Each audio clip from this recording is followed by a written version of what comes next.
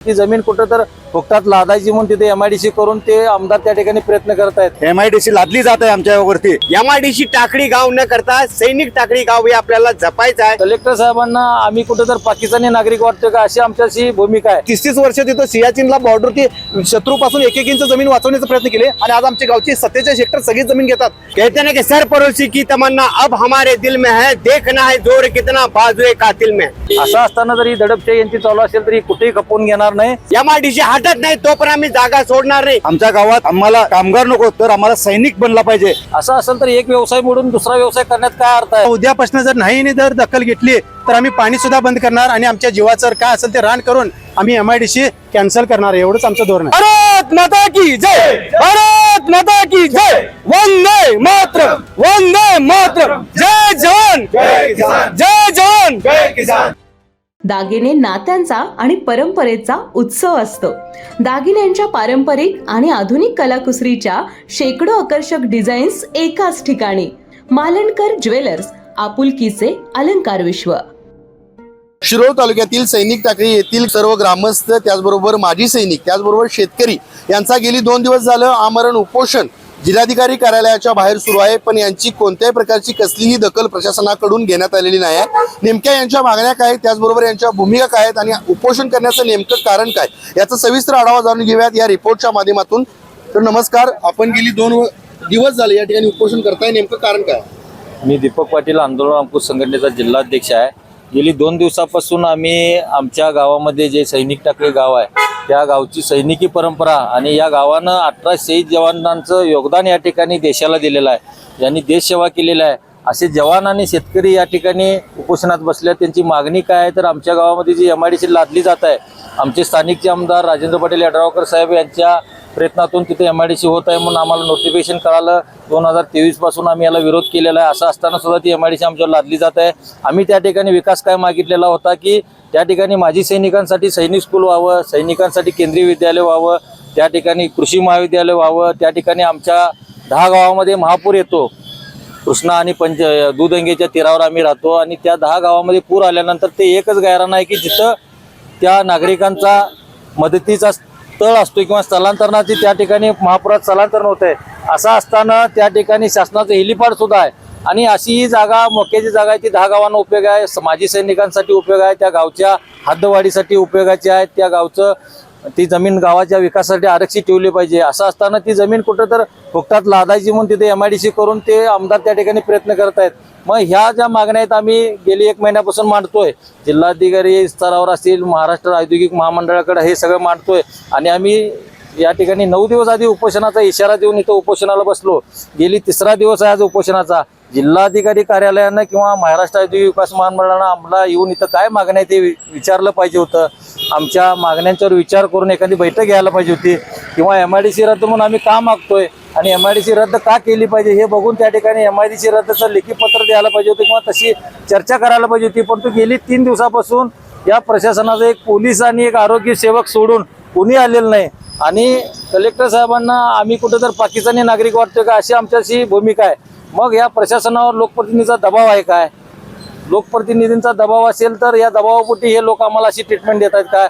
आज देशाचे जवान या ठिकाणी ज्यांनी देश सेवा केली, 30 वर्षे देशासाठी या ठिकाणी राबलेली लोक आणि शेतकरी जो अन्नदाता या जगात आहे, दोघं इथं बसलेले आहेत। ती सांगतात की माझी शेती नष्ट होणार आहे, जवान सांगतो की मला अपेक्षित विकास त्या ठिकाणी झाला पाहिजे।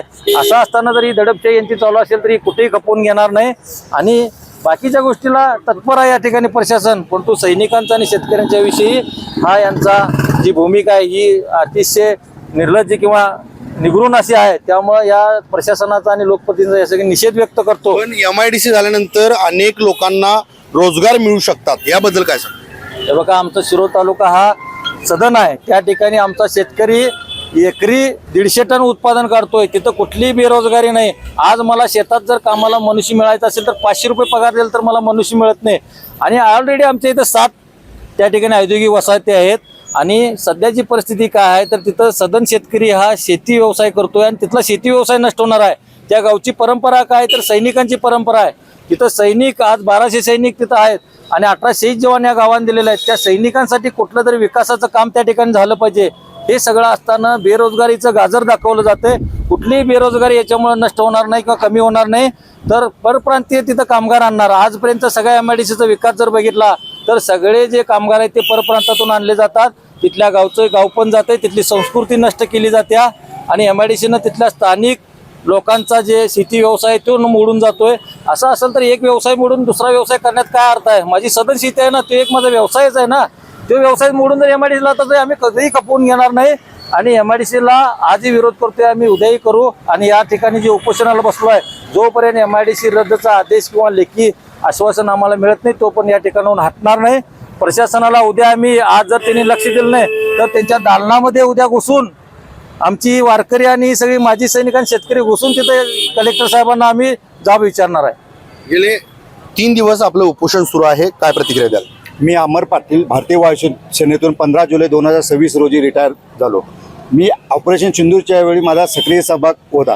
आम्ही ज्याप्रमाणे ऑपरेशन सिंदूरमध्ये पाकिस्तानला 3 दिवसाच्या आत घुटण्यावर आणले, त्याप्रमाणे या शासनाला व सरकारला आता आमचं उपोषण होऊन 3 दिवस झाले. या 3 दिवसाच्या आत आम्ही सरकारला घुटण्यावर आणणार आणि ही आमच्या सैनिक टाकळीच्या भूमीत MIDC लादली जात आहे आमच्यावरती. आमच्या गावात आम्हाला कामगार नको तर आम्हाला सैनिक बनला पाहिजे ही भूमिका घेऊन त्या पद्धतीनं शासनाने एखादी केंद्रीय विद्यालय किंवा भरतीपूर्व प्रशिक्षण केंद्र, त्याचप्रमाणे क्रीडांगण किंवा कृषी विद्यापीठ सारखं केंद्र उभा करून MIDC रद्द करावी एवढीच माझी शासनाकडे विनंती आहे. जय हिंद, जय भारत.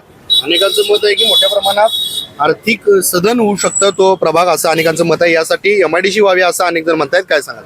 मुळातच सर आपण बघितलं तर भारत देशामध्ये महाराष्ट्र सदन आहे आणि महाराष्ट्रामध्ये कोल्हापूर जिल्ह्यातील शिरोळ तालुका हा सगळ्यात सदन आहे. इथं कुठल्याही प्रकारची शेती इतके चांगले पिकत्या की कुठल्याही प्रकारची बेरोजगार इथं तालुक्यामध्ये नाहीच आहे. आणि एखाद्या गावावरती तुम्ही अन्याय करता, एखाद्या गावचं तुम्ही सगळंच गायरान तुम्ही घेत असाल, तुम्ही शासनाच्या ताब्यात आणि MIDC लावत असाल, त्या गावची संस्कृती काय? आमचा पोरगा, प्रत्येक लहान मुलगा जर गावातला बघितला तर तो म्हणतोय की मी लहानपणापासून मी सैनिक होणार म्हणतोय. माझा भाऊ, एक मोठा भाऊ येत आहे.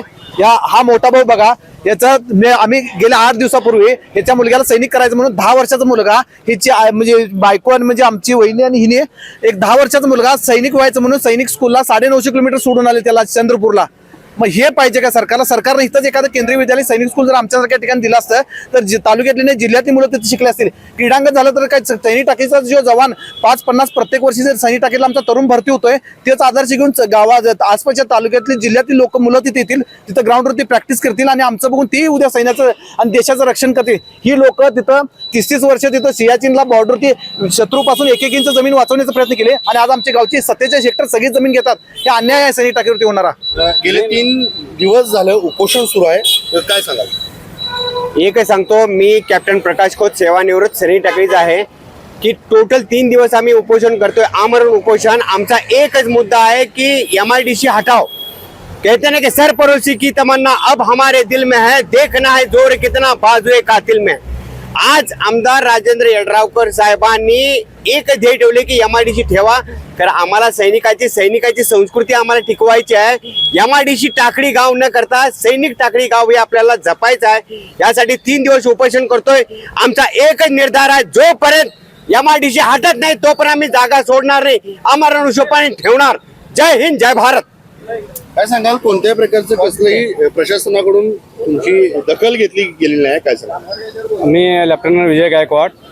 हे आम्ही 3 दिवस झालं उपोषण आमचं चालू आहे, अमरण उपोषण चालू आहे. या प्रशासनानं आम्ही 10 दिवस झालं निवेदन दिलं होतं.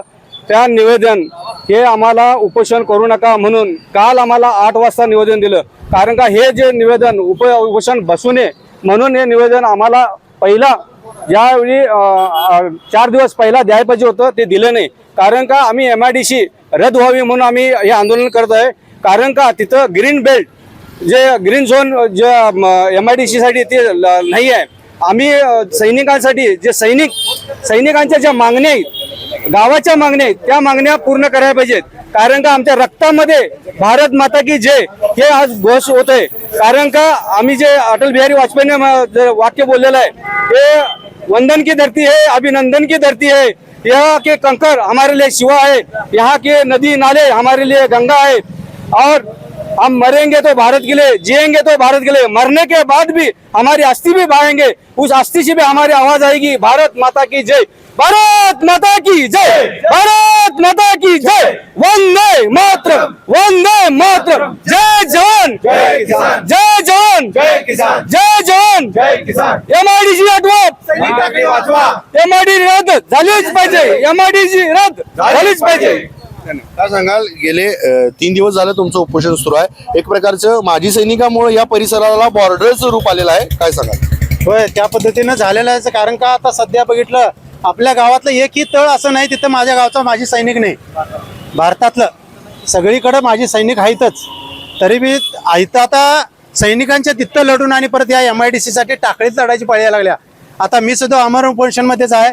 मला एवढंच सांगायचं आहे की शासनाला आम्ही फक्त पाणी पिऊन अमर उपोषण केलेलं आहे. आता उद्यापासून जर नाही जर दखल घेतली तर आम्ही पाणी सुद्धा बंद करणार आणि आमच्या जीवाचं काय असेल ते रान करून आम्ही MIDC कॅन्सल करणार. एवढंच आमचं धोरण आहे. शिरोळ तालुक्यातील सैनिक टाकळी गावातील ग्रामस्थ असतील, त्याचबरोबर माजी सैनिक आणि शेतकरी यांनी 3 दिवसापासून आमरण उपोषण जिल्हाधिकारी कार्यालयावर सुरू केलेलं आहे. आणि या माजी सैनिकांच्या घोषणामुळे या परिसराला एक प्रकारच्या बॉर्डरचं रूप आल्याचं चित्र आपल्याला बघायला मिळतंय. नेमक्या त्यांच्या मागण्या कोणत्या होत्या, त्यांच्या भूमिका काय असणार आहेत, त्यांच्या मुलांच्या भविष्याचा काय काय प्रश्न असणार आहे, याचा सविस्तर आढावा आपण या रिपोर्ट मधून जाणून घेतला. KK न्यूज चॅनलसाठी वृत्तसंकलन विभागाकडून व्हिडिओ जर्नलिस्ट सचिन वरेकर सह समीर मकानदार, कोल्हापूर.